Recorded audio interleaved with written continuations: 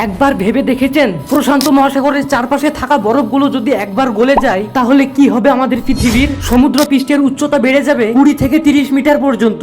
জলের তলায় ডুবে যাবে অনেক শহর। আপনি যে এই ভিডিওটা টুল টুল টুল টুল করে তাকিয়ে দেখছেন ভারত অথবা বাংলাদেশ থেকে, কিন্তু প্রশান্ত মহাসাগরের এই বরফ যদি একবার গলে যায় তাহলে ভারত বাংলাদেশ সব যাবে পতন তুলতে। আর শুধু ভারত বাংলাদেশই ডুববে না, সাথে যাবে টেনিক ও নিউ ইয়র্ক, এছাড়াও অনেক দেশের ক্ষতি হবে। আর এর ফলে ভয়ঙ্কর ভয়ঙ্কর সুনামি আসবে। আর এত কিছুর মধ্যে মানুষের বেঁচে থাকা অসম্ভব হয়ে পড়বে। আর শুধু মানুষেরই নয়, সমস্ত জীবেদের অসুবিধা হবে। এগুলো শুনে তোমাদের খুবই ভয় লাগছে না? এই ভয় যদি সত্যি সত্যি লাগে তাহলে এখন থেকে প্রত্যেকদিন কাটা বন্ধ করে দাও।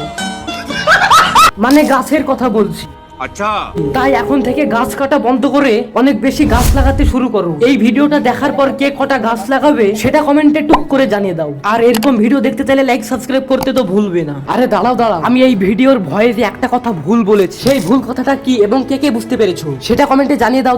দেখি তোমরা কে কে বুদ্ধিমান। ভিডিওতে বলেছি প্রশান্ত মহাসাগর, প্রশান্ত মহাসাগরে তো কোনো বরফই নেই, বরফ রয়েছে আন্টার্কটিকাতে। কি বুঝতে পারলে?